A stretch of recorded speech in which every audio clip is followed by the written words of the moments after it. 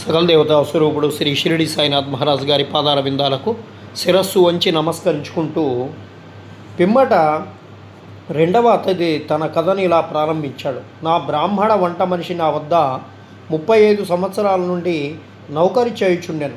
దురదృష్టవశాత్తు వాడు చెడు మార్గంలో పడెను. వాని మనస్సు మారిపోయాను. వాడు నా ద్రవ్యమంతయు దొంగిలించెను.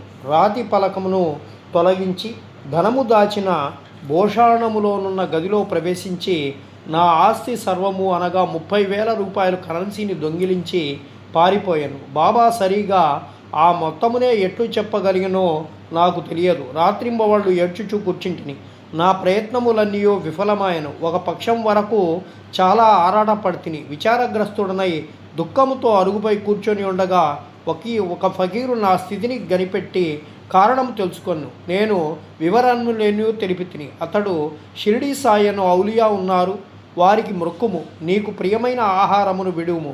నీ మనస్సులో వారి దర్శనము చేయు వరకు నీకు ప్రియమైనటువంటి ఆహారమును తినక మొక్కుకొనుము అలా అనెను. అట్లనే బాబా నా ద్రవ్యము దొరికిన పిమ్మట మీ దర్శనము చేసిన పిమ్మట నేనెన్ననూ తినలేదు అని మొక్కుకుంటుని. దీని తర్వాత 15 రోజులు గడిచెను. బ్రాహ్మణుడు తనంతట తానే నా డబ్బును నాకు ఇచ్చెను. నా శరణు వేడెను.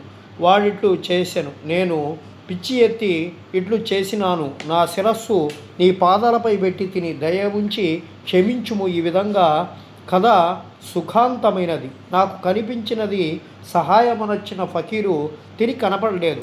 ఫకీరు చెప్పినటువంటి షిరిడి సాయిబాబాను చూచుటకెంతో గాఢమైన కోరిక కలిగినది. మా అంటే మాకంత దూరము వచ్చినవాడు షిరిడి సాయిబాబా అని నమ్మకము. ఎవరైతే నాకు కనపడి నా ద్రవ్యము తిరిగి తెప్పించరో అట్టి వారు 35 రూపాయల కొరకు పేరాస చూపెదరా.